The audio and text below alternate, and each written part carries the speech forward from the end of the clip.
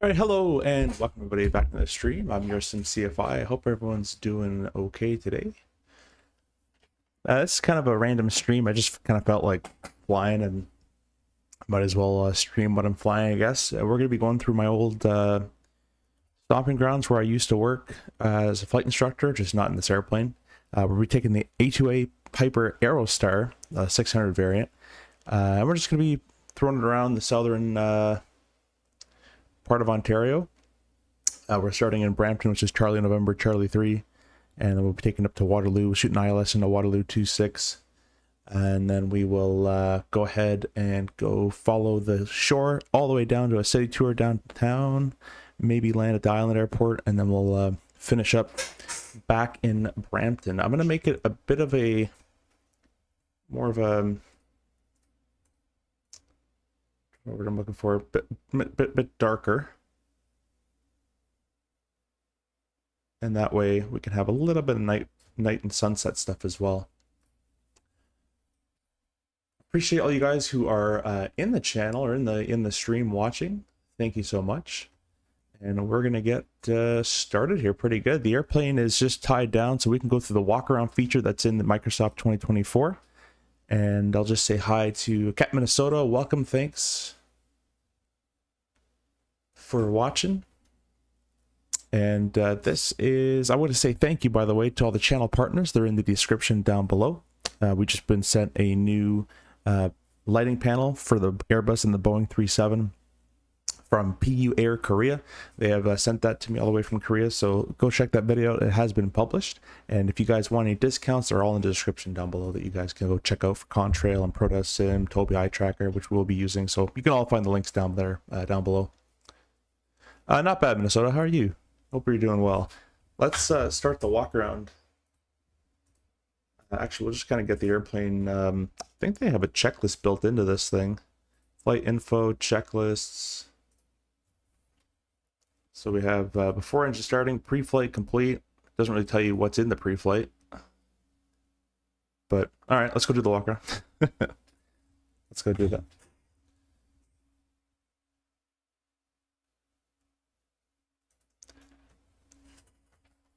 That's going to be hard to do. I have to cross my hands and keyboard over. But the cool thing about the A2A airplanes is they have a living, breathing airplane, which means you can check the oil and check the fuel and check your airplane. And if your airplane was treated poorly, it's going to reflect in your walk around, and you'll actually see like dirt and grime and all that kind of stuff. You can see from the last time we've flown it, there's been some bug accumulation on the nose here. So it's a pretty cool feature that I think A2A is pretty sole in, the only really company that does that. We should be able to check the oil here.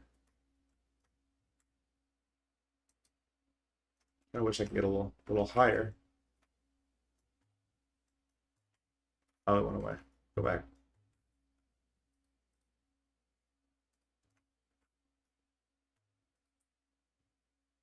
I'll get it eventually.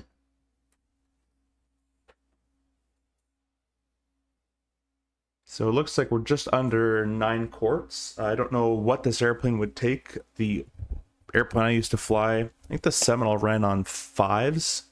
So it's a bit more than what we used to use, but that's more than fine. Sometimes the cap or the flap here sometimes has it written on what is required, what's the max and the min. You can see there's our static port. And this is what provides static pressure reading to our altimeter, vertical speed, and it also assists in our airspeed. So if that's blocked or clogged, you're not going to have a great time in the air, especially if you're IFR. Looking for dents and cracks in the wing. The nav and strobe lights look okay. I wonder if you can way to get under. That's pretty cool. Yeah, you'd want to check the hinges as much as possible, but you can't really do that here. Flaps don't retract them, but their own thing. That's good. You have a avgas only, and it tells you 100 low lead or 100 grade only. Can't really tell how much that's supposed to be, but there's fuel in there, I can tell you that much. Avgas is 100 low lead is blue. Oh, we missed over here as well. So you can also check the fuel. Looks like it's pretty full in the left wing as well. I'm not sure if this airplane has drains. Usually there's a drain for the fuel. I'm thinking that, yeah, there we go. So put the cup in the tank or into the drain. Oh, I kind of wanted to look at it. Is there a way I can zoom in on this? Okay, well anyways, you in real life you would check each tank, each drain that you have, and you're looking for any dirt and grime, anything in there. I'd like to get, I guess this is as close as I can possibly get to it. Kind of. And more, and also you're looking for any water. So if there's any water in the tank, you're going to want to keep draining the tank until there's no water anymore. And this type of cup actually has usually a filter, so you don't have to just spill it on the ramp. You're not really supposed to spill it on the ramp like that. You can actually just filter and throw it back into your fuel tank. Well, I guess we could put our baggage in the, look how the tail gets heavy in the cargo compartment. We can close that. It's all nicely closed and ready to go. We can remove our wheel chock on the left side as well. Looking at the tail, looks pretty good. Go ahead and remove our pitot cover right there. On these type of airplanes, on twins, anything with nose wheel steering, you're not going to want to move the rudder because it's connected to the nose wheel. It looks like, look at all this bug splatter that's been, I've had about maybe 2 hours on this airplane on the airframe, so it actually accumulates like dirt and stuff, which is pretty cool. No scratches, anything going on with the horizontal stabilizer. I don't know, I can't speak. Anyways, you know what I'm talking about. It looks like, oh, a little glitch. Looks like I had an identification plate, but can't seem to get it. Take the tie down out of the way. Yeah, there's an identification plate. So that's metal because it's supposed to survive a fire.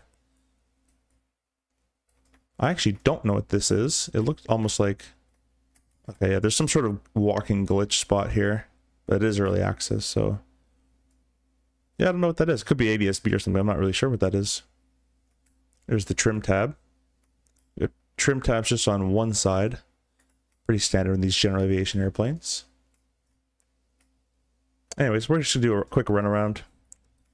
All right, but things actually can be broken in your walk around. So if you fly this plane a lot and you fly it for, you know, a year, you could potentially find a problem. We'll check this much oil.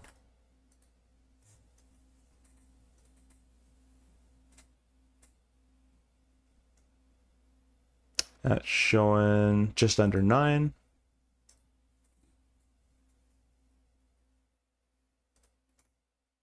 You'd want to check the squat switch and the gear and all that. Probably on the right gear from memory, but anyways, we'll get inside, do the part that everyone likes to do.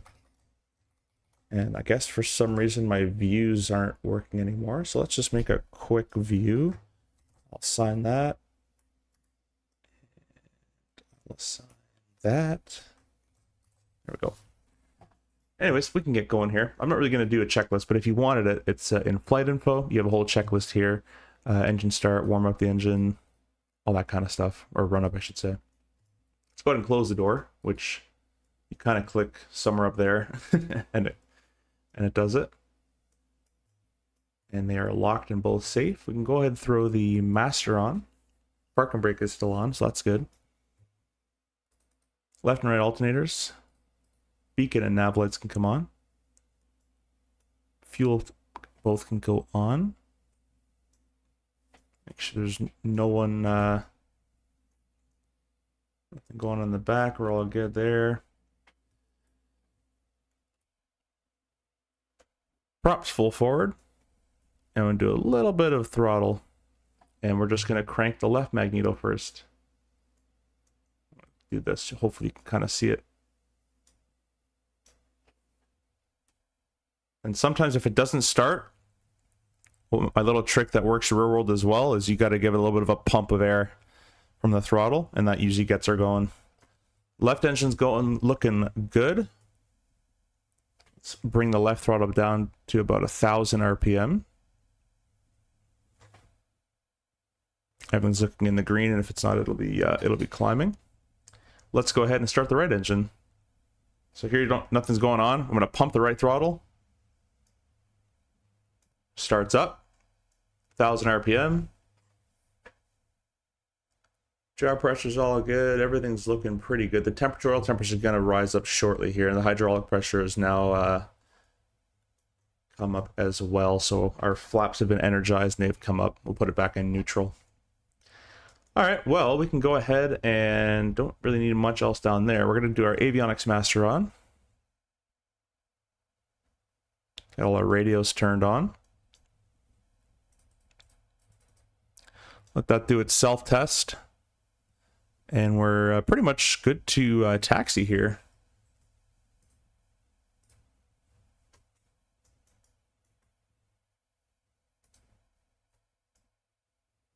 All right, let's go ahead and press B for altimeter. It's going to set it to our current pressure. It's roughly 936 in Brampton's the elevation. Our compass is showing roughly north, or our heading indicator, I should say. The compass is pointing 240.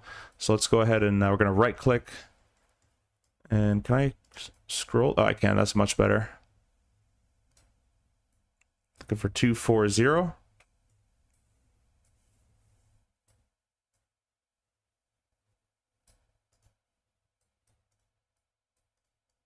And that looks pretty good. We should be good to taxi. So we're going to go ahead and go over to the run-up circle.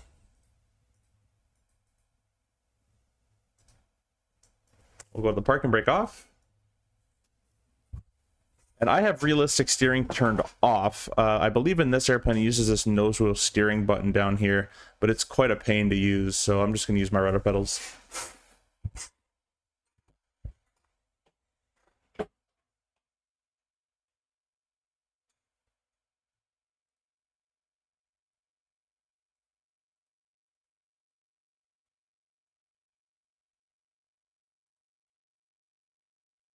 It looks like the wind is from the south today.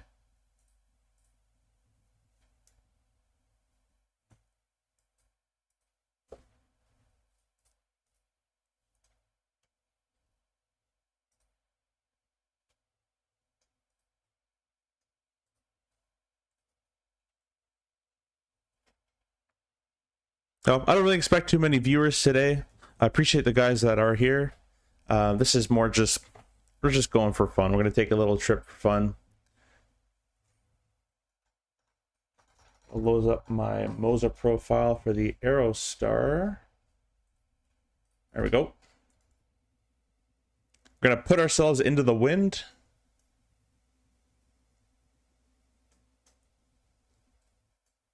About there. And we'll stop here. Now in real world, you don't want to stop here because you'd be blocking this exit. But there's no one in the sim, so we'll be okay. All right, let's go ahead and bring our... Everything's full rich and ready to go. Let's go ahead and bring our throttle up to 2,000 RPM.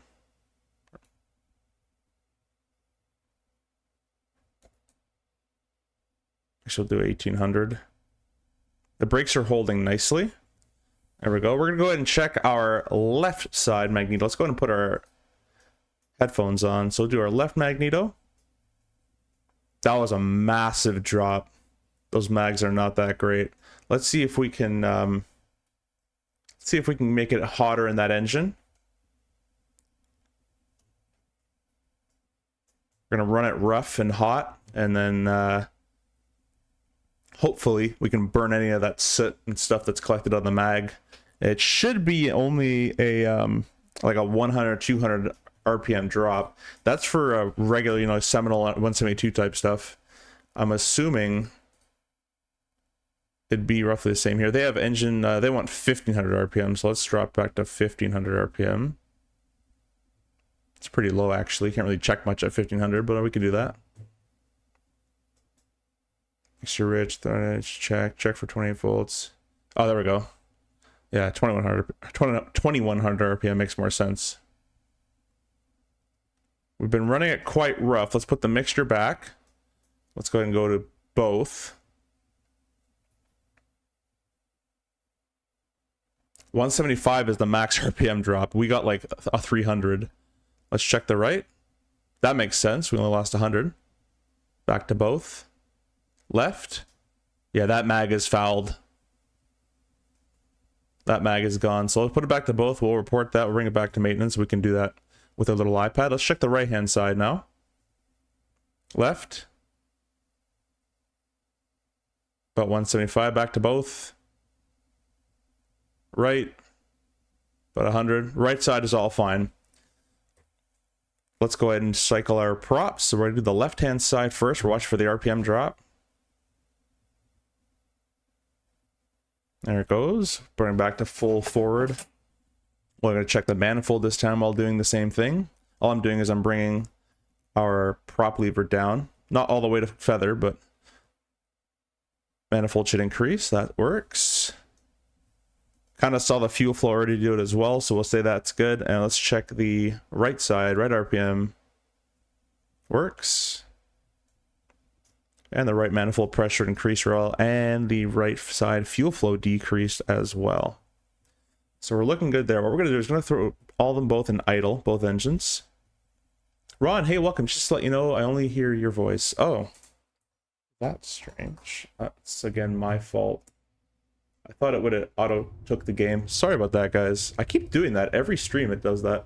Thank you for letting me know. You guys have to let me know a lot sooner. Because I can't hear what OBS is doing. Like, I don't know what it has or what it doesn't have, so... But thank you for letting me know. We'll go back to the maintenance section, please. Thank you. And let's do an inspection.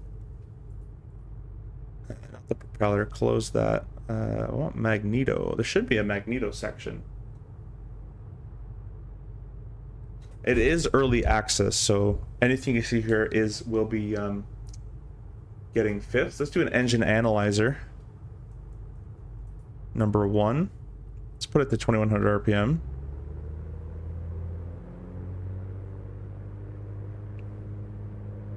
Alright, let's go ahead and go to left magneto. Let's try right magneto to see the difference. Can I fix just one magneto? I guess I can't. Oh, the left magneto works now. Yeah, look at that. If we go back, left magneto, only lost 100. That's a lot more respectable. Last time we lost like 500. So we'll go on both. And I'll bring the left one back down to 1000 RPM. Yeah, this thing has so many features in it. It's pretty cool. You can make it a used. Are you sure you wish? Yeah, let's do a used engine. It's going to restart everything here. So now we're a used airframe. We don't know what's broken, so you actually want to check. You actually want to check your instruments and all that kind of stuff. I already can hear something's going on with one of these. Hear that? Hear that shaking? Let's run this left engine rougher. Let's go ahead and bring the mixture down.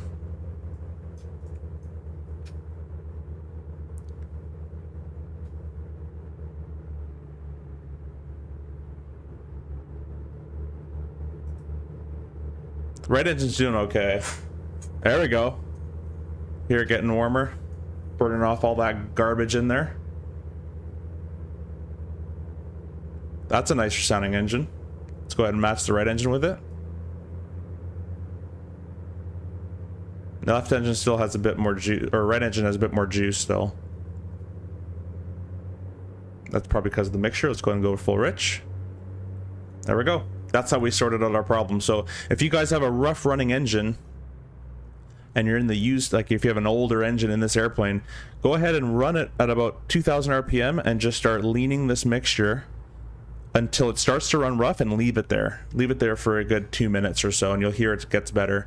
So we'll do one more check, go up to 2100 RPM. Notice the needles nicely coming together. A little bit of jumps here and there, that's fine. They're different engines, so they might not perform completely correctly. And now that we're on used engines, we should just check the mags one more time. Lost 100. About the same, back to both. About 110. That works.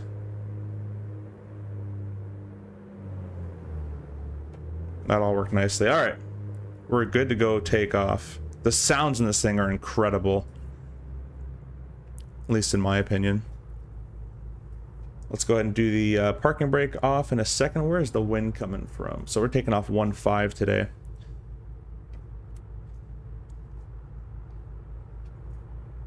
Shaq, hey, welcome. What did you do to fix the RPM drop on the Magneto? Explain your thought process. So, I don't know if you heard, but basically what happens is when those mags get fouled, it's usually because people are taxing with full rich mixture. So what we do for taxis, you want to make sure this is full rich, which means you're pumping a lot of fuel in those in the engines, and it can't burn all that fuel because you're at very low power settings. So for taxi, you want to lean it. However, if you haven't leaned the mixture, which means you haven't taken fuel out of the mixture process or out of the fuel air process, it's gonna start to form like gumps of not fully burned fuel, and it can foul on the spark plugs. And basically what we're doing is we're going to run the engine at high RPM and bring this mixture down until it's running really rough. And the reason we're doing that is because when the engines are, or when you lean the mixture, fuel actually acts as a coolant as well as obviously fuel. So by leaning the mixture, we're taking out some coolant as well to the process, and it makes it very hot, and it'll burn all that gunk that's built up on the spark plugs. You can see we have a left alternator fault light there, and that's mainly because I selected our see if I add some power. I add power, it goes away. Notice that? So it's not actually a problem, it's just because we're at a lower RPM. That happens with the used setting. I'm on the used setting of airplanes. We might encounter some failures, and you hear the brakes are all old and squeaky. So it's a really, really cool plane in that regard, what you can do with it. All right, let's go ahead and hold the brakes here. We're going to idle at 1,000 RPM. You always want to be idling at 1,000 in these kind of piston props kind of guys. Let's go ahead and bring the tablet back. We'll go, I always do that. Go flight info, checklist before takeoff. Cabin doors closed and locked. Controls are free. Let me go ahead and put Toby eye tracker on for this. You have to click it sometimes 3 times in Microsoft Flight Sim to get it to work. There we go. Now it's on. So we'll go pull up, pull down. Can't see, but it's probably fine. And can't see any of it, but it's hopefully fine. Incorrect. Mixture full forward. Our fuel selectors are on. 1 and 2. Our props are full forward. Let's rate those two guys in the middle. Our boost pumps on. I'm gonna change my Toby settings because they're a little sensitive, and I'd like to control it a bit better. Thanks, Shaq. I appreciate that. Let's go ahead. Bring this pitch down a little bit.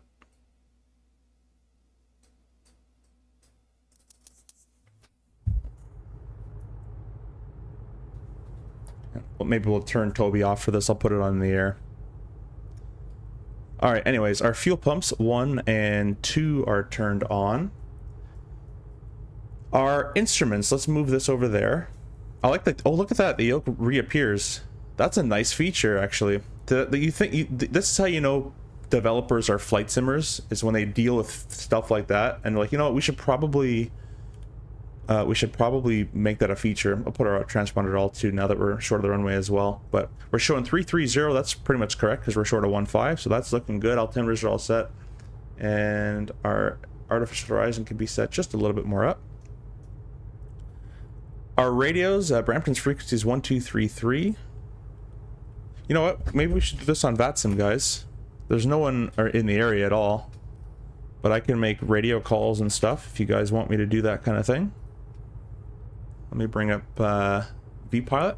I don't understand how people are more interested in like the 320 versus this. So much more to learn. There's much managed, and yeah, the 320 is a cool plane, but to me this is definitely it's a bit more engaging. You know what I mean?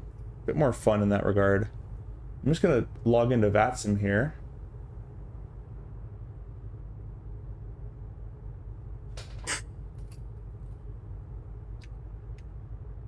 There we go. 600 is us.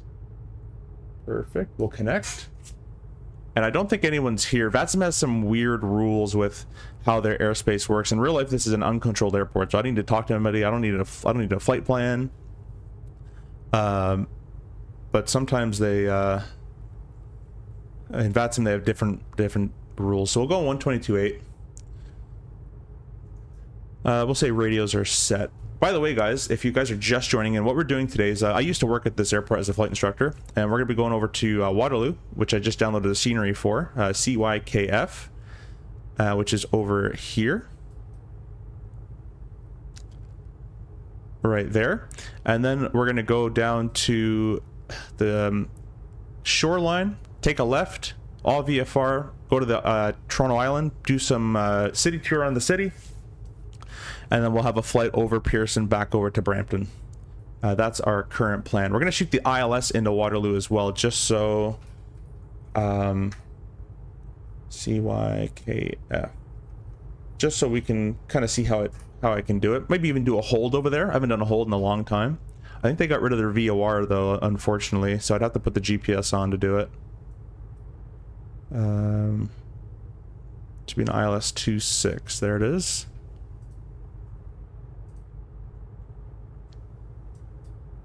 They have the ILS still. Oh, they have one. Okay, 115.0 and 10.7. So I'll put that away. Do 15.0. And on the standby, I'll put 10.7 for now, or on nav 2. So we're all good to go in that regard, and we'll kind of figure that stuff out in the air there. I've actually never used the VOR in this airplane yet, so yeah, we'll take off and we'll figure it out. Flap 0 to 20. Let's do 15, kind of in the middle there. Oh, too much. There we go. Kind of 18 now.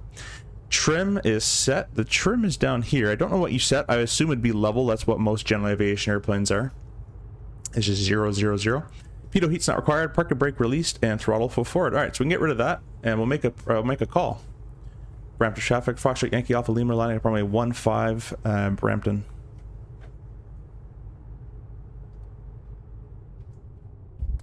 I was squawking 1200 a couple of days in class golf airspace, and I got ping from center. Yeah, it's yeah. And we're clear left and clear right.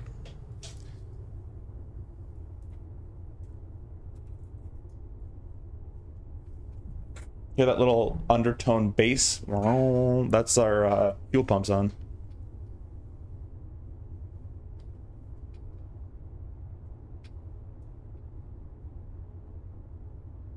And the way I'm looking around, guys, is with Tobii Eye Tracker.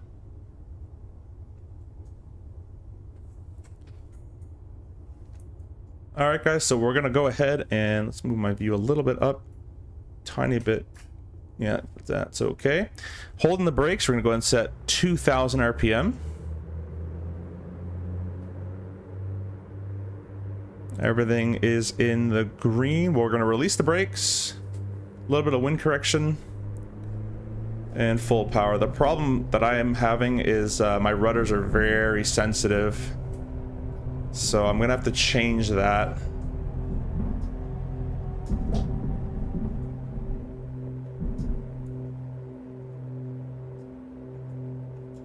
Alright, positive rate, we'll go gear up.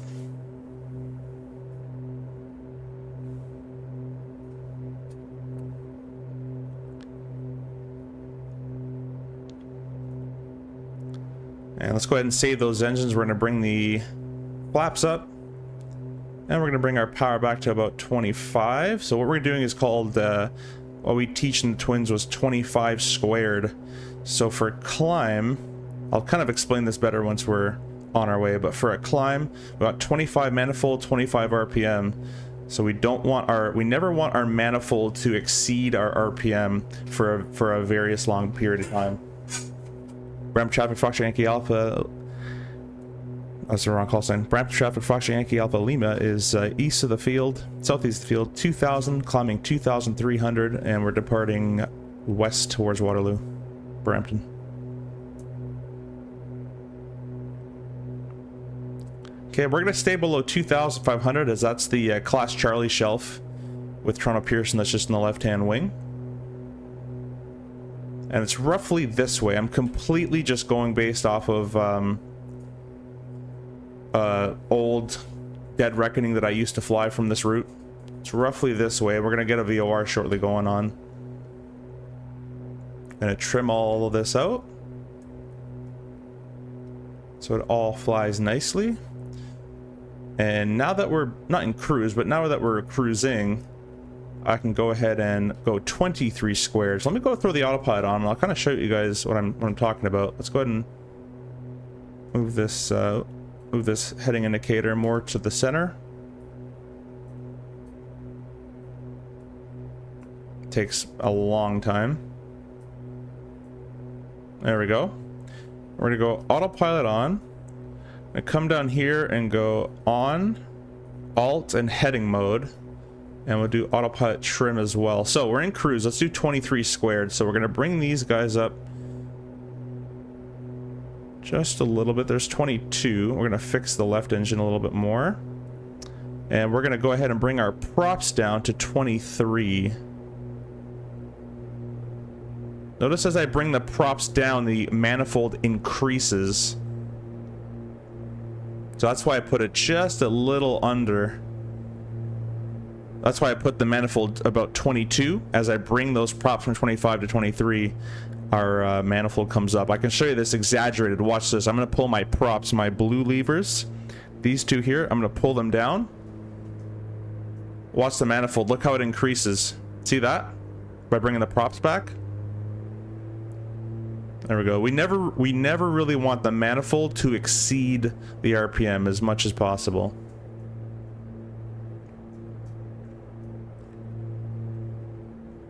And now we're just kind of cruising along. Not picking up any signal on the VOR just yet. Probably should have our landing and strobes on. Let's turn our fuel pumps off now. And we can turn those off, I guess, at this point. We'll put our flaps back in the neutral position. Gears up, no lights.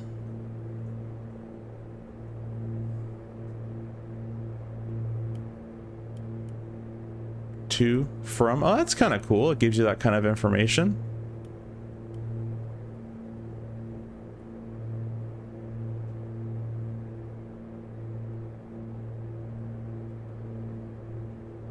.1097 gives me something. Let me go ahead and bring my Navigraph chart back up. It's 110.7, however, though.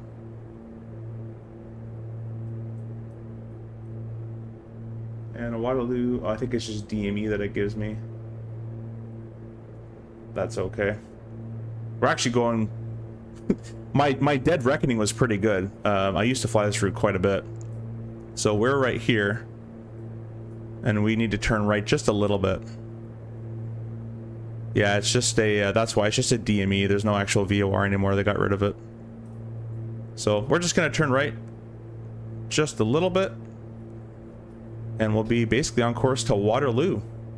And what we can do, guys, is I'm going to turn myself off of the map. And I wish I can put it, I wish I can flip the map, but I can't. Go away. Okay, oh, go away. Can this go away? There, all right.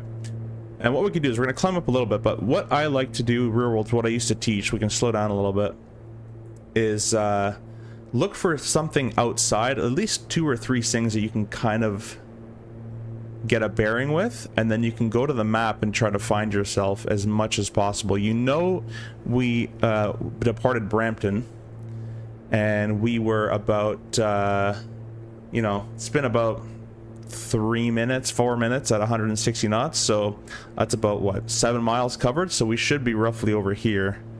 somewhere around that kind of area. But I think we're actually overacting when I turned it on.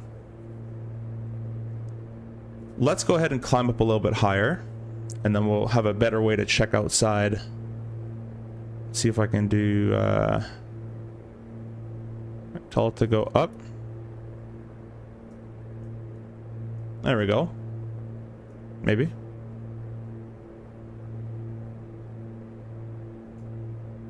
So now we're gonna start climbing to 3,500.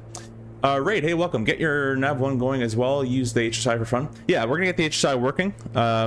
We don't have we only have DME at the airport coming up. So you can see where it's counting down. This is our DME right here. This is our distance measuring equipment, is what DME stands for. So this is our distance from Waterloo. So once we're probably about 10 miles, you can see the ILS has already come alive right there.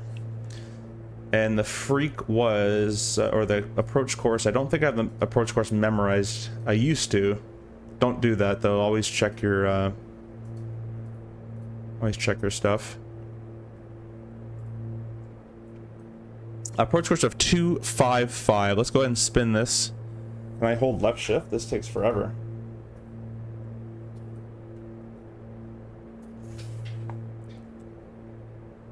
So 255 is right there.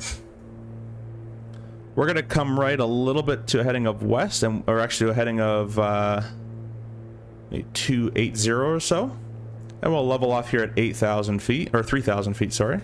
Press the Alt button. Gonna bring our power back just a bit because I want to be ready for it.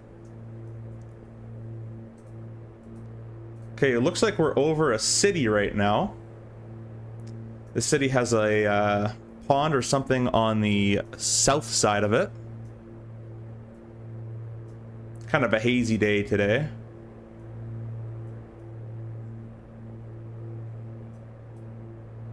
I'm gonna go ahead and say we're over here. Let's turn my thing on. Over Georgetown. Nope, more over Guelph. That kind of makes sense. Because Guelph is pretty big city. But if you actually have a map, it's actually easier than using this thing, because you would rotate the map in the direction that you're going. Notice the ILS coming alive.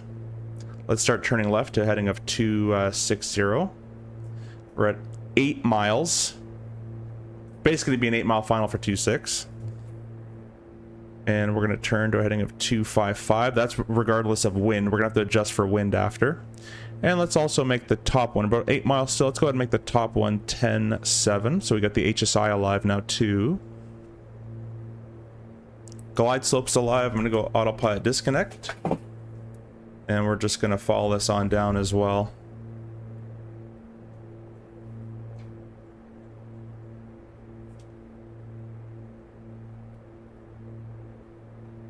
Alright, that's the gear warning horn. Don't worry about that. I'm gonna go autopilot off. Oh, that's avionics. Oops. Autopilot trim off, autopilot off. And we're gonna go gear down.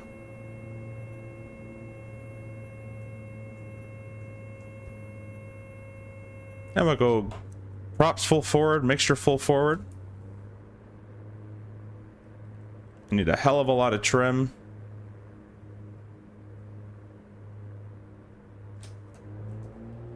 And we're gonna go flaps to the 20 position. So we're gonna come right. It looks like going to the course of 255 brings us off the Yoke. So that means there's a ton of wind. We're gonna go right of track, and we're gonna adjust for the glide slope as well. Waterloo traffic. Foxtrot Yankee Alpha Lima is performing ILS runway 26, 5-mile final, Waterloo. We're a little low, so I'm gonna go ahead and add power and level off. And we're slowly coming back on track, but that wind is keep bringing us off. So we're gonna go back to the right, and we'll stay on this Yoke. All right, the gear is down. We got flaps set to 15. That's pretty good for right now. The localizer is coming back in. The glide slope we're just slightly low. We're gonna go ahead and put the rest of our flaps in there.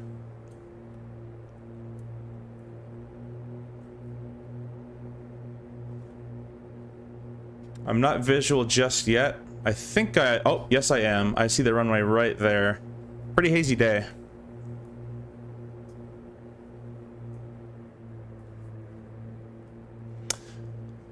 Not great. The switches are so close together. Yeah, that's very, very close together. Obviously, I didn't set this up nowhere near as properly as you would in real life. We didn't do an tune identify, test select on the frequencies, and I should have got the weather and blah blah, but we're just having some fun. We're just gonna screw around. It's VFR, so we're just kind of having some fun. Waterloo traffic, Foxtrot Yankee Alpha Lima is an Aerostar, 3-mile final, 26 Waterloo.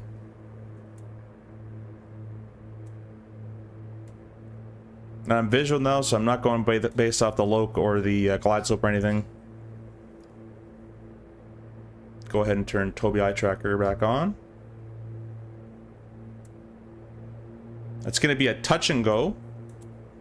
So we're going to raise our flaps up after we land to a roughly a 15 setting or so.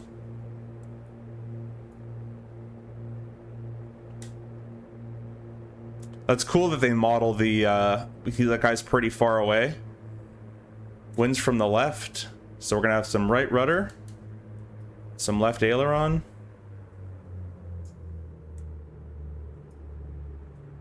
Hold it off. Flaps up.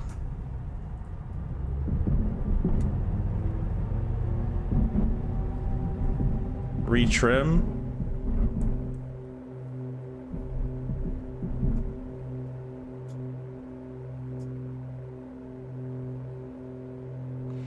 Gear up.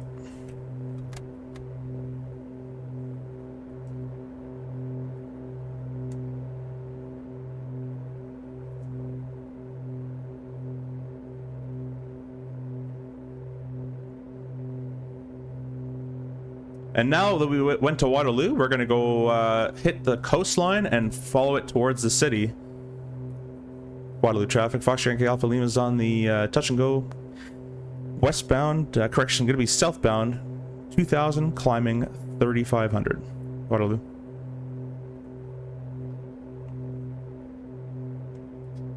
Okay, let's go ahead and save our engine. So we'll go 25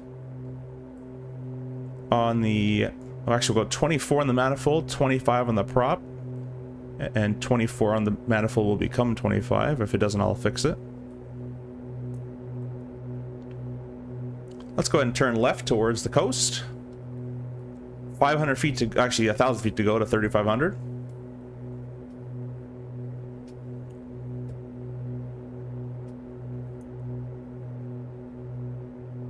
And we're going to do APT, Attitude Power Trim. So we're about to level off. Let's go ahead and push the nose down towards the horizon. 2/3 sky, 1/3 ground. That's attitude. P is power. We're going to go ahead and reduce to about 23 on same as we did earlier. And the last one is trim. And I went to 30,000, didn't I? I've been flying IFR so much, I'm not used to 3,500, but we can do it more of an en route climb. We'll just keep this power setting and come on up. A little ton of trim required to make this work.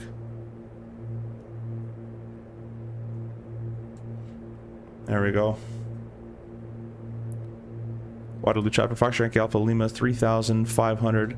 2 miles to the south field. We're exiting southeast towards city center, Waterloo. And now we're going to go for a Toronto city tour, which we used to do quite a bit, but ever since it got popular, ATC's basically put a stop to it. Let's go ahead and fix our props a little bit because they're kind of out of sync. There we go. And we're going to go ahead and lean our mixture just a little bit. Let me go ahead and give you guys a camera for the... There we go. You guys can see my throttle and all that.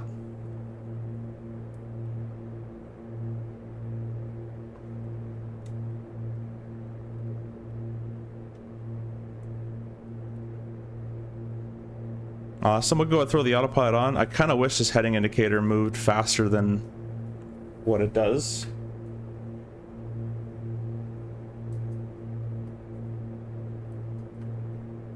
Because that takes like way too long. Oh, holding left shift helps a little bit. So roughly about that heading will be fine for us. And we're gonna go flap to neutral, autopilot master, auto trim, autopilot on, heading altitude.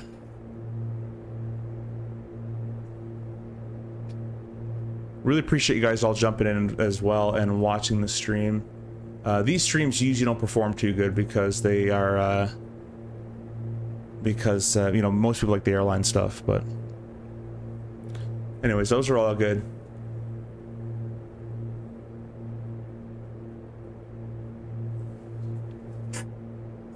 And the reason that we basically can't hear that guy is because they're just, he's just really far away from our location of where we are.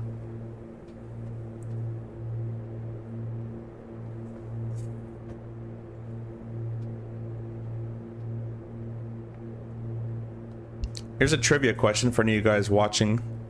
When you tune a VOR, especially in these older type airplanes, what is the process you'll go through? Even an ILS as well. What's the process you're going to go through to tune an ILS or a VOR? There's 1, 2, 3, 4 steps that you have to do to tune it properly. I'm actually going to increase my roll rate a little bit. It's a little too weak.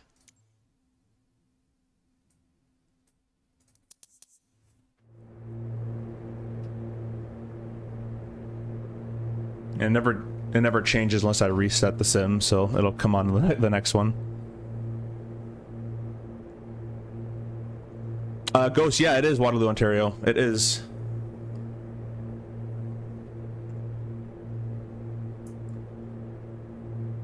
Or it was. We're gone now. Waterloo's just over that way.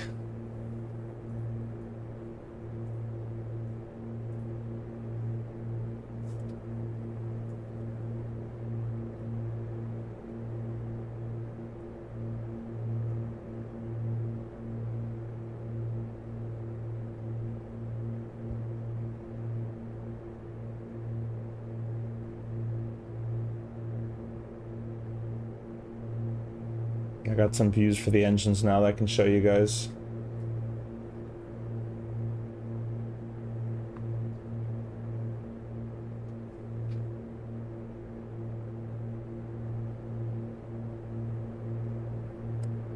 And Bill, thanks for watching as well. Thanks for commenting.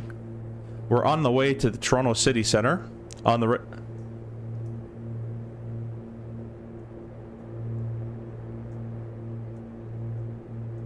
There's another traffic call. We're kind of between Hamilton and Waterloo right now.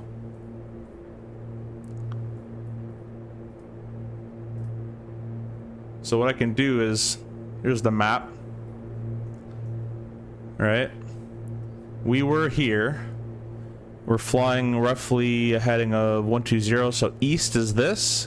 120 is roughly like this, so we're probably somewhere in here. What we can do is we can check around ourselves to see what kind of cities and railways, and it's a little easier to see that stuff real world than it is in the sim, but kind of get a general idea. I'd call that roughly 15 miles, and you see that bend in the lake. That bend in the lake is right here. We're about 15 miles traveling this way. So I'm going to say we're probably right around, let me look outside, cutting this at an angle like this. We're probably around here. That'd be my rough guess. You know, that's my rough estimate. On the right hand side, we have a racetrack. That always, there's, or usually actually on the 2 of them, 3 of them, or they're just random objects. But the maps we use for flight training will actually have those. I don't really see it on this VNC, unfortunately, but let me put my telemetry on and see how close I am. Pretty good, right? And that's all just looking outside. What do you have to use with your surroundings, and then you can put your map to it. And basically, we're gonna hit the shore and we're gonna turn left.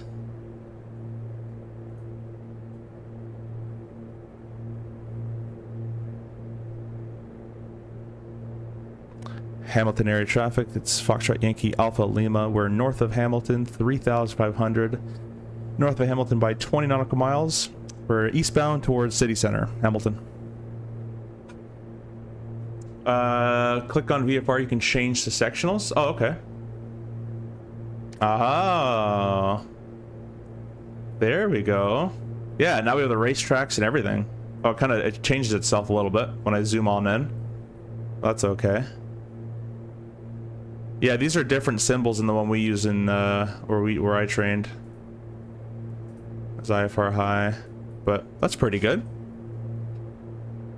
Coming up on Burlington, and the airport's just north of us. Burlington is a very busy airport with a ton of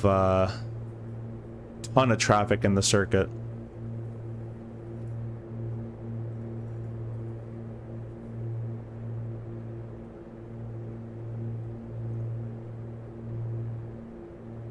Exhibit A. I'll make a call over at Burlington as well. So right now we'd call that southwest. This northwest south.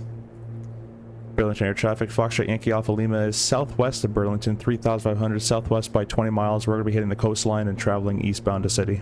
Burlington.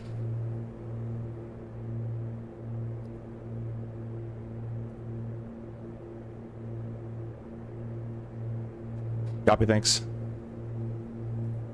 Let's crop this a little bit for you guys so you don't see all the garbage on the left. Got my pajamas on the right.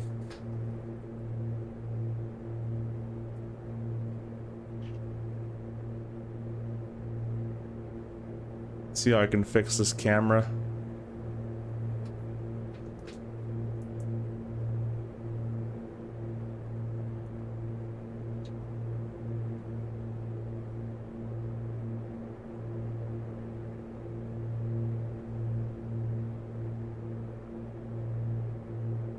There we go. That looks better.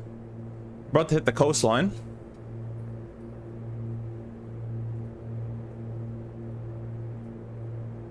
I'll put that away for now. And we're basically just going to turn left over the coast. And I believe from memory, people traveling eastbound are over the land. And this map doesn't actually tell you about that, but in our maps they'll actually have arrows. Or no, is it over the water? I think it's over the water when you're traveling eastbound, so we're gonna stay over the water like this. Give you guys an outside view here. So Hamilton's over there. Niagara Falls. You guys want to go to Niagara Falls? Put in the comments if you want to go to Niagara Falls. It's just over there by like 50 miles. I don't hear the other traffic. Is it me? Oh. Let's do this. There we go. Now you'll be able to hear them.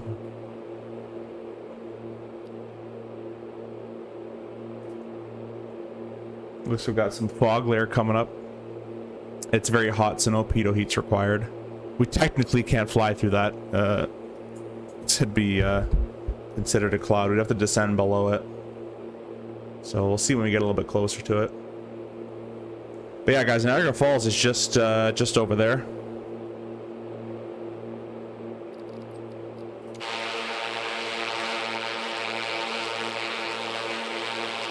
And we're definitely within gliding distance to shore, and we got twin engine, which is nice.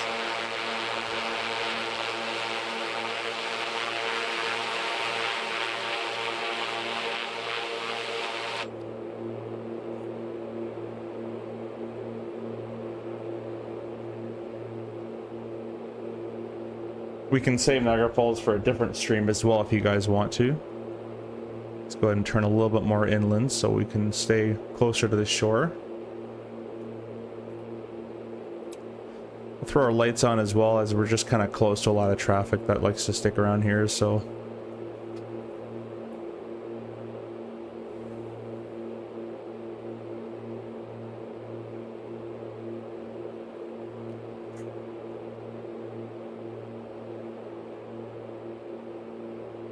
Yeah, it looks like it's very thin fog. Let's go see how our engines are doing. Got 23, they're kind of bouncing around a little bit. That's okay. Let's go ahead and up our manifold just a little bit towards 23. There we go. Let's see if I can get these to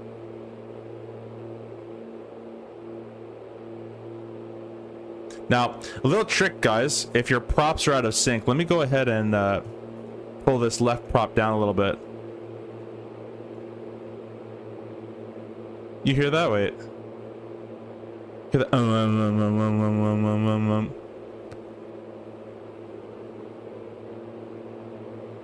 What you want to hear, if I keep making these matched,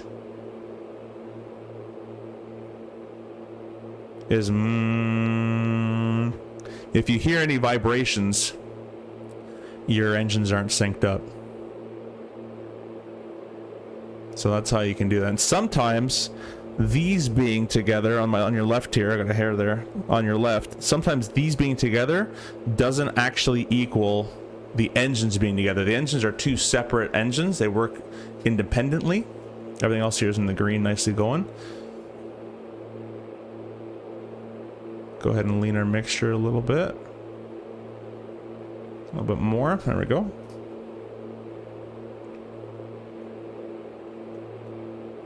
Toronto Pearson's going to be on the left-hand side coming up shortly. Toronto City Center traffic, it's Foxtrot Yankee Alpha Lima. We are approximately 15 miles to the west. 3,500 sending 2,500 inbound city tour. Toronto City. Alright, let's go ahead and descend ourselves. We're going to go autopilot disengaged.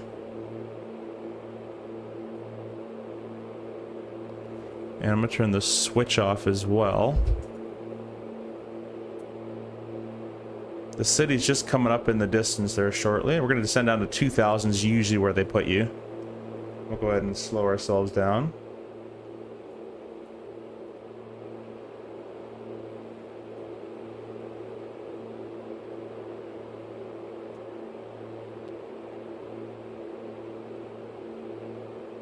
We're kind of going to hug this shore a little bit. We're still over the water, but we're going to hug it a little bit more in case we need to an engine failure if you glide to shore. Not much we can really do, to be honest, though. I mean, there's not much we can glide to, but we are legal.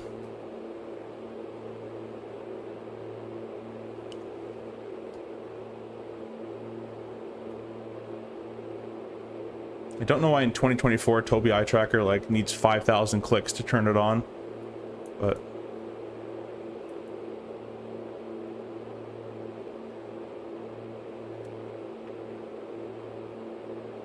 300 feet to go till we level off at 2,000 feet.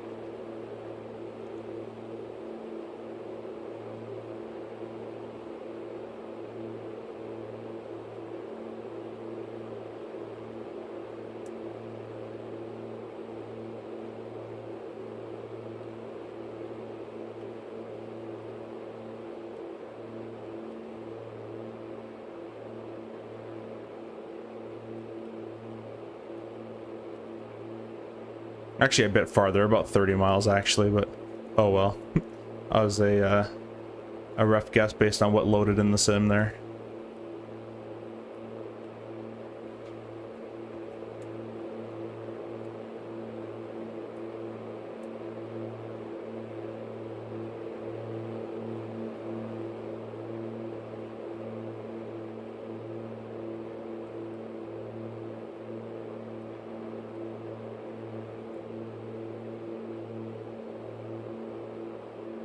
Appreciate you guys watching. If you go ahead and hit the like button for me as well, I'd really appreciate that. Kind of cool as we get closer to the city here, the turbulence starts to increase. That actually is quite real because there is so many buildings that the mechanical turbulence will start to increase a little bit. The city, by the way, is over there. We're just going to kind of hug this coast and bring around town over there.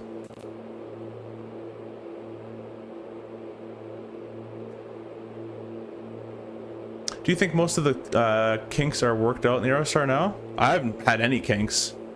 Except for a tiny two little little walking bugs where it didn't let me walk somewhere. Other than that, I think this airplane's awesome.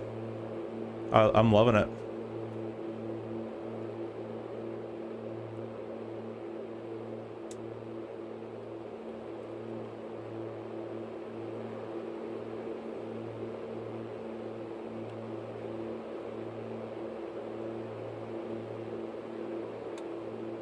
Go ahead and throw that on.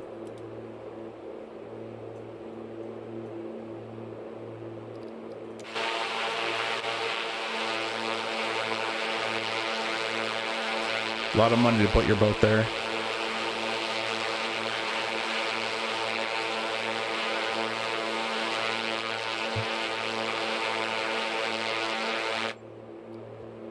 Let's go ahead and slow down a little bit. We're going to turn right. Oh, please.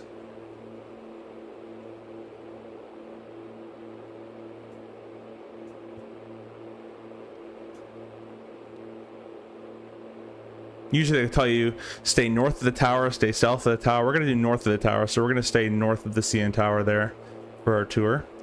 City Center traffic, Foxtrot Yankee Alpha Lima is going to be 2,000 feet north of the tower for a city tour. Go autopilot disengaged. Auto trim off.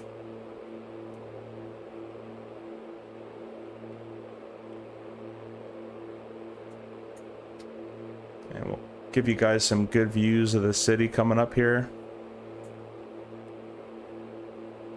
And this is perfectly legal to do in real life. I've done these. They are a lot of fun. A little unnerving because there's nowhere to glide to other than the airport on the right. So if you can't make that, then you're out of luck. We'll throw the autopilot back on. And altitude. Left, left, left, left. There we go. Oh, I just hit the gear down. Let's not do that.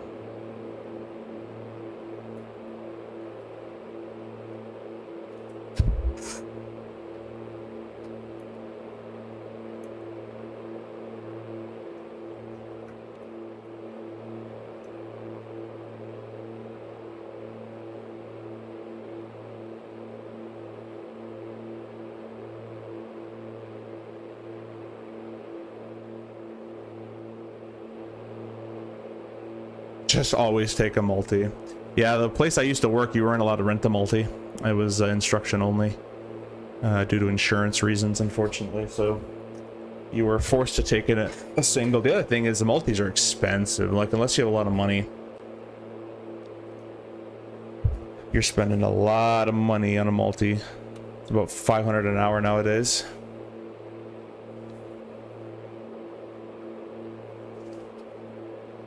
But yeah, in an ideal world, Reed, 100% agree. They also fly so much nicer. Multi-engine airplanes just fly so much better than a 172 or any of that kind of stuff, in my opinion. All right, well, they were using, we got a crosswind there. We'll probably use 2-4 at the city center. We're kind of doing a steep turn right now. A nice steep turn, might I add. Pretty level.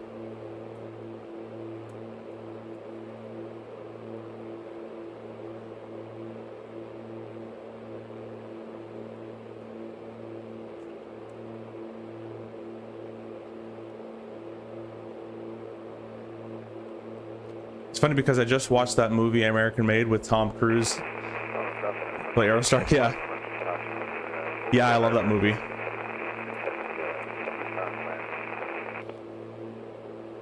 City center traffic, Foxtrot Yankee Alpha Lima is going to be coming overhead the field. Mid-left downwind, runway 24, city, 26. I think it's actually 26, I kind of just guessed. From memory, the circuit height was like 1,300. So we're going to go ahead and descend.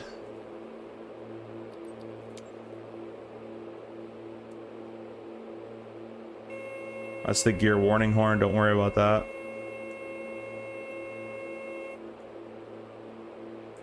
Yeah, it's 0826.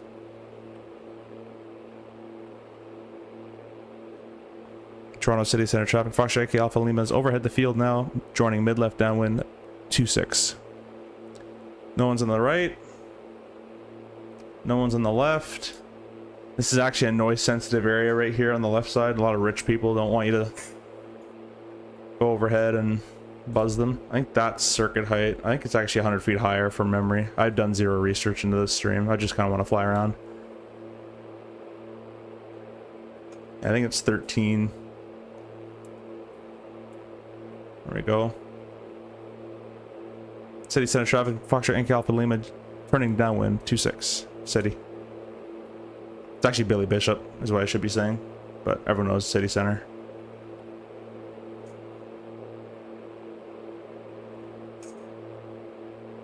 Yeah, this airplane flies so well with this yoke.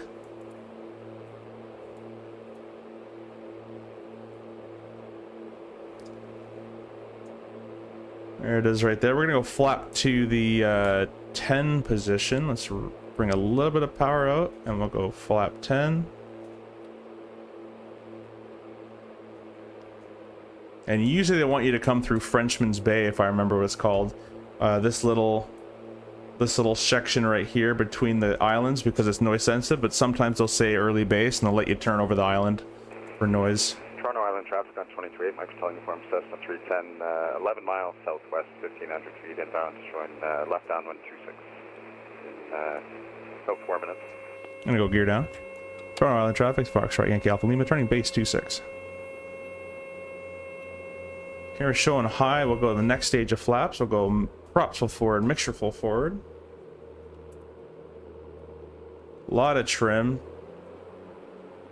A lot of trim. We'll start turning final here. And we'll go full flap. Front island traffic, Foxtrot Yankee Alpha Lima, turning final 26, touch and go.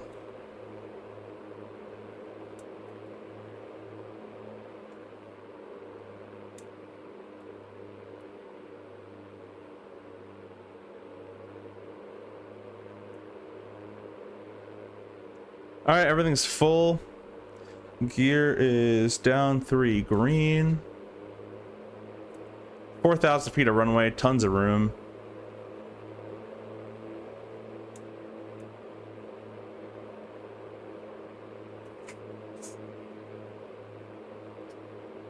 Not really following the pappies, I'm following just down to the numbers here. Getting a little bit of lag. I don't know why we're lagging so much. Alright, flaps up, let's retrim.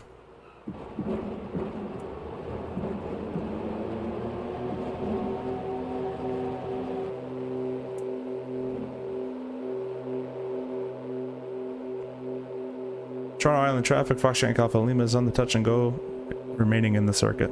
26.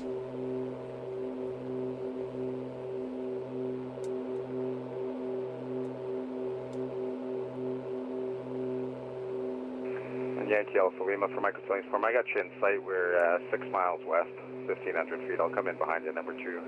Full stop 26. Check, we're just turning crosswind now, 26.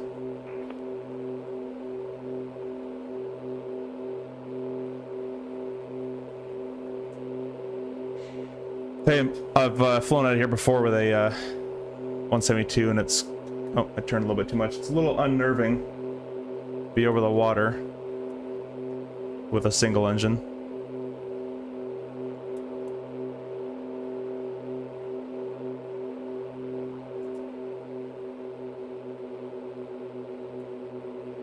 Toronto Island, it's Foxtrot Yankee Alpha Lima, turning downwind 26.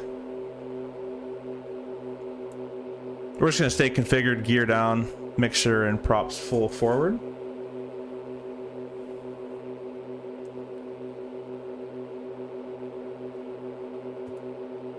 Not gonna go too fast. No really reason to go too fast. But this is the island they don't want you flying over in real life. They want you a bit more to the over the water.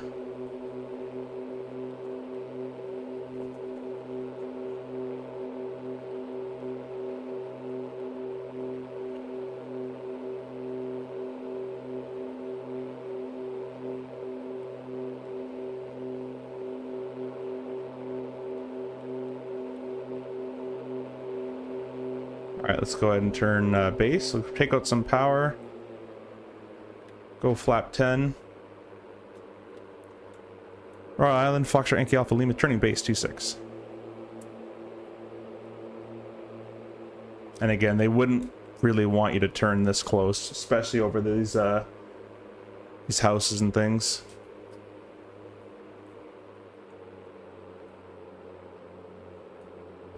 Next stage of flap. I can tell you for mid left downwind 26, city center, full stop.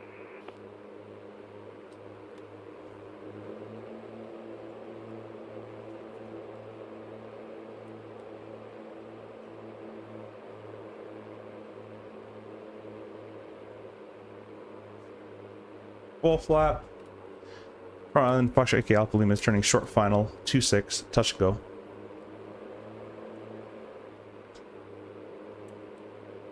The other thing you got to contend with over here when flying over here is you got a lot of Q400 traffic from Porter and Air Canada Express. And they will leave a big wake behind them. Oh yeah, man. King Bog, thanks for texting, or thanks for chatting. The Moza Yoke is awesome. You need to do a lot of setup with profile, but it is amazing. Yeah, we get some lag when we come down here. That's interesting. We didn't get any in Waterloo. A little bit of left right rudder pedal. A little bit of left aileron. Flaps up. Retrimming. Maxillian for left base 26, City Center, full set.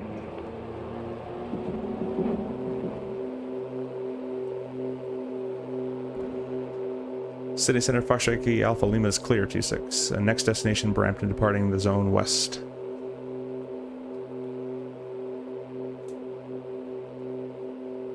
Alright, we'll go gear up.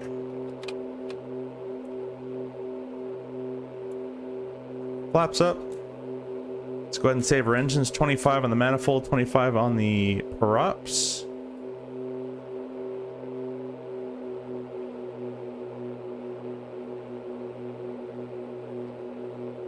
And I believe from memory, I don't have the map with me right now, to fly back west, it's over the island, or over the land. We're going to take a different course. We're going to take over, not really direct, but we're going to go over Pearson, which I have done before. They don't offer it too many times, but if you ask nicely sometimes and they're not busy, they will give it to you.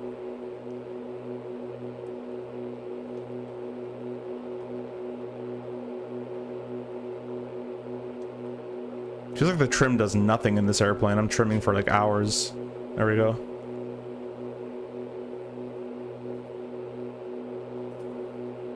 City Center traffic. Foxtrot Yankee Alpha Lima is leaving the zone 3 miles west.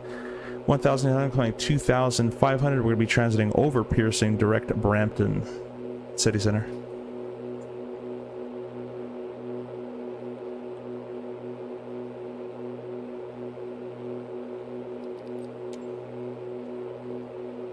Oops, I didn't want to do that.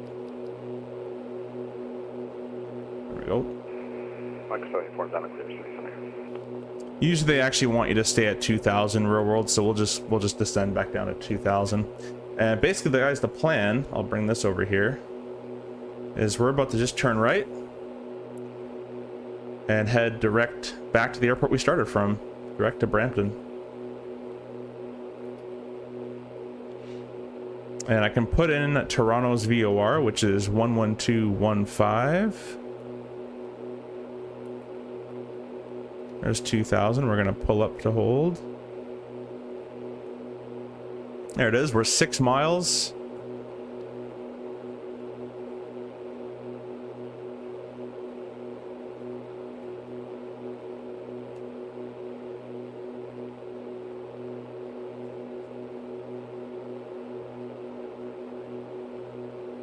Let's see what radial I'm on currently. We're on the 210 radial. I'm gonna put the autopilot on just for the time being. That. Let's not turn it on because this isn't set. Come back this way, please. Thank you. Turn that on, that on. I'm gonna quickly find our, I wish I can measure a course. But from here to here is probably, it's north 300, I'd call it, roughly. So let's try to track the 300 radial inbound. So we're going to do that. Oh, always does that. Unclick, and let's go to heading of west, and we'll get back on that 300 radial, or technically it's a bearing, because we're going to the station. A cool little thing is you can go over here and press 2. We're on that. That's the 2 right now, and we're from 112, which is kind of a cool little thing.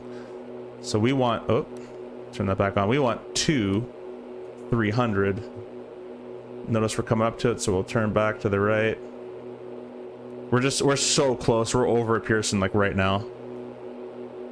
So that's why we're not really going to not really going to have a good needle strength on that. There it is. I should have been more over the runways, but I was kind of more inside to see how the VORs were kind of working. Trying to pair some traffic. It's Foxtrot Yankee Alpha Lima is west of the airport, 2,000 feet. We're transiting north to Brampton.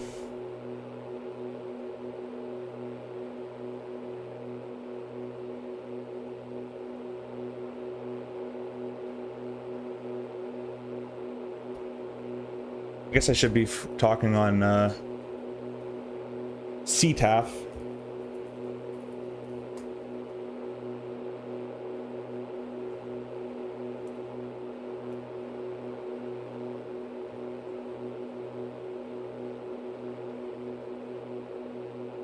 And Brampton's a bit more this way. We're going to turn right.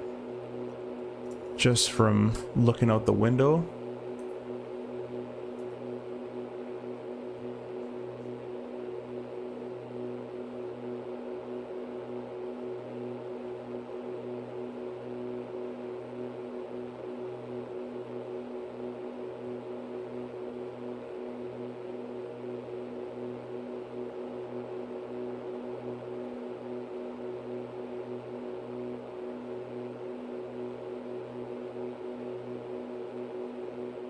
I'm gonna bring these back to 23. We'll lean these out a little bit.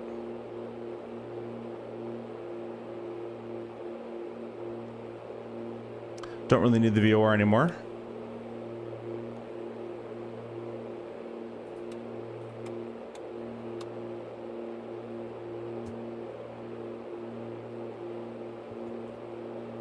And we're coming in from the south. And we're landing 1-5, so we can basically just join the straight in downwind. You can see we're on a pretty straight shot for where we're going. It's almost like I used to do this for a living. So Brampton should be coming up. I just randomly guessed. I'm like, it's roughly this way. Should be coming up just slightly on the left-hand side. And we're just going to join. There it is. On the left there, so we're going to join the left downwind for 1-5. We'll go autopilot disengage, autopilot auto trim. That's all off.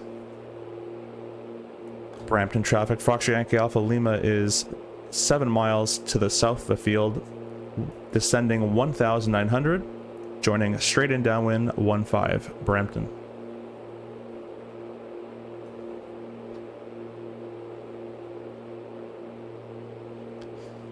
So this is one of the tricky ways to come in from, just because you have a lot of people take in real life. This is one of the busiest airports in the world. It's all uncontrolled, or sorry, busiest airports in Canada, and it's all uncontrolled. And what you'll have is a lot of people taking off from 1-5, coming at you this way, crosswind and then turning downwind. This is Highway 10 right here.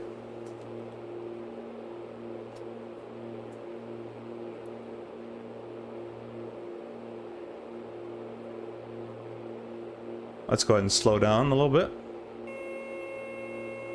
Gonna do our gums check a little early. Fuel and props are all on. Or mixture and props. So go ahead and fuel pump on. Fuel pump on.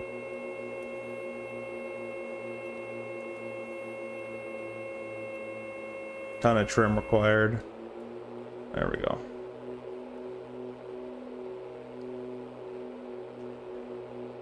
Brampton traffic, Foxtrot Yankee Alpha Lima is established. Left downwind 1-5. Alright, guys, let's say we had an engine failure right here. Let's say the left engine just crapped out, went like this. The left engine is the critical in this airplane, so went like that. First thing, obviously, you're going to add your rudder in for any loss of control you're going to have. You go mixture prop throttle. You'd put everything full forward like this. Obviously, the left engine would come too, because you just don't know what has failed at this point. Then you identify, we have dead foot. So my right foot is working right now. I'm having right rudder. My left foot's not doing anything. So dead foot, dead engine. The left has failed. Left thrust receiver is down. And we'll go left mixture. Left prop. Feather. And you'll see it's going to stop there. and it's going to feather, which means the blades are going to go in the direction of the airflow for less drag. You see immediately we get some climb out of that, and now we're going to save the working engine. We're going to be landing, so we'll keep these in full anyways. All right, let's go ahead and go flap. Maximum of 20 with our engine failure. We'll go gear down as well to make sure that works. Rapid traffic. It's Foxtrot Yankee Alpha Lima. Simulated engine failure from the downwind. Turning base 26. Correction 15. Brampton. I can't look down, but it's somewhere out there. Oh, there it is. Okay, we're way too high. Yeah, I really wish I could fix my Tobii eye tracking to work a bit better, but unfortunately I can't. I gotta do a lot of settings. Do 20 degrees right there. Oh, a little bit more. Right there is 20 degrees. Bram traffic Foxtrot Yankee Alpha Lima's final 15. This is a single engine. With flap 20, the gear is down 3 green. A lot of rudder, a lot of aileron to keep where we're going here as I add in add a reduced power. And it looks like we have a wind, so I'm going to add some more right rudder.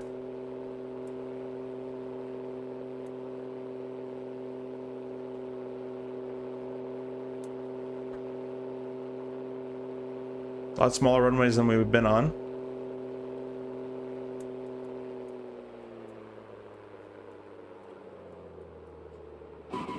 Whoop. Bring her over there. She wasn't ready to land just yet.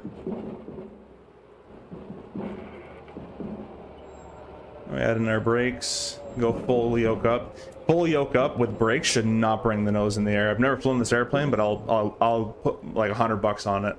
That at 60 knots with wheel brakes, this would not make the airplane go in the air. I'm gonna fix these rudders because they're way too sensitive. Controls. Let's go ahead and turn realistic steering on. Oop. Did we stop? There we go. That's better. Because what's happening is it's using my nozo steering and the rudder at the same time. Let's go ahead and restart our engine here. So we're gonna go thrust lever, come up a little bit. Prop full forward. Make sure full forward. Give a kick on that side. There we go. Everything kind of working nicely now.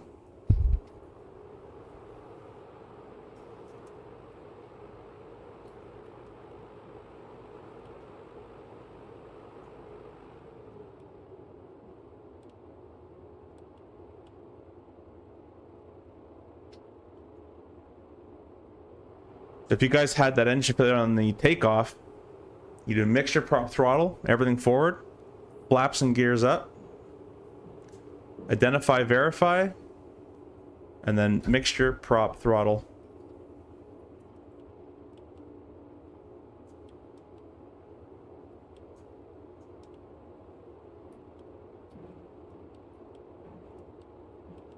And we're at the airport we started at.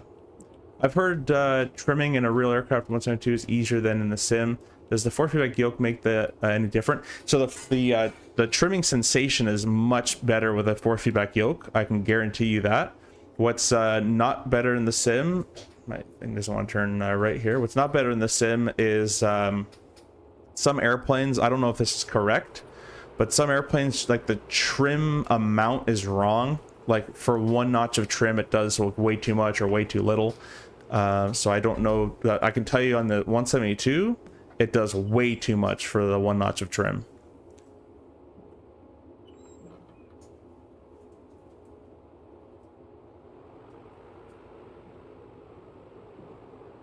All right, let's do some after landing stuff. We'll turn Tobii off.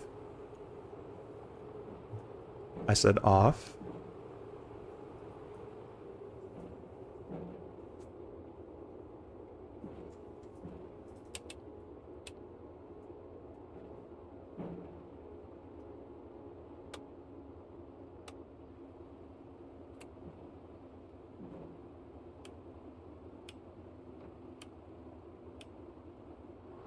So with realistic steering off, I have to use a keybind for this nozzle steering.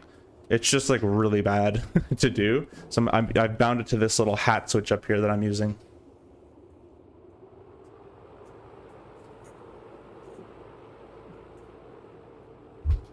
You guys want to see? You guys want to see anything else? Would you guys like to see? Let's see, like an engine failure on takeoff, or we can go take a 172 and do some like stalls or something.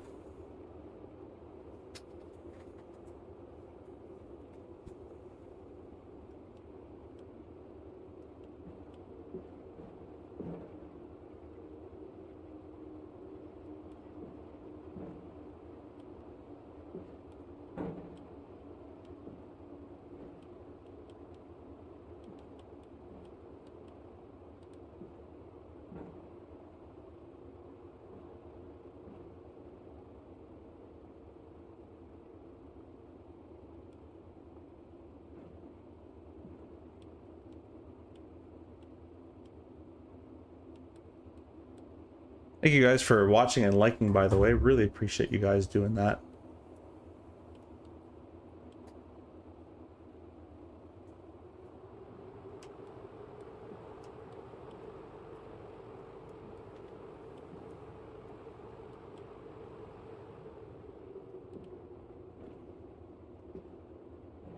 Yeah, I can tell by just the time in the airplane, we wouldn't get too many people in here, but I appreciate the people that are in here.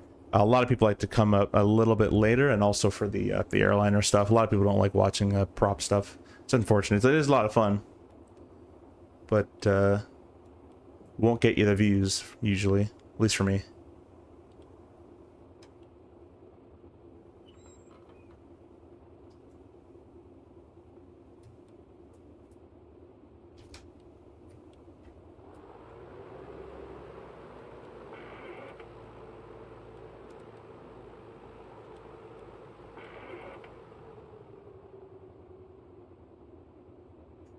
And we're back when we started this journey. We'll idle at 1,000, as we always do when we're stopped. We'll go ahead and bring our flaps back to neutral. Actually, we'll leave it in the up position. The avionics master can get turned off. Mixture go full cutoff. Throttles idle. Pumps and magnetos off. All our lights, alternator, and battery. Unplug our headset.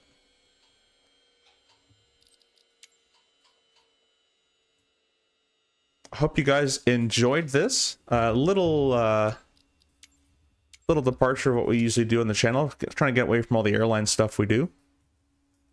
The Piper Aerostar 600 by A2A is a treat to own and a treat to fly. It's a ton of fun. Definitely worth the money that I paid for this as well. Also, by the way, guys, if you haven't seen my new video, I just released it on, oops, smack my camera there. Let's make sure it's still looking the right way. Yeah, it's looking the right way. Unplug it here. I just released it on the PU Air Korea autopilot or lighting panels that they have. So I'll show you in the bottom left here. This is one of them. This is the Airbus one. And they have one for the 37 and the Airbus. If you guys want to pick up this or their CDU or anything else from PU Air Korea, there is a discount code in the description. It's PUA10 URSIM CFI. It also comes with this magnetically mounted stand, which is really cool. And you can put it anywhere you like. And that discount code saves you 10% on anything on the website as well. Really appreciate you guys watching, and I thank all the channel partners for being partners with us and giving us these discount codes and giving us stuff to review. I really appreciate all you. We'll see you guys in the next stream. I'll be starting a 3-day pairing starting tomorrow, so I'll kind of be away from home, but maybe I'll make some more content of the real stuff, some real RJ type stuff. So thank you guys for watching. We'll see you guys in the next one. Have a good night.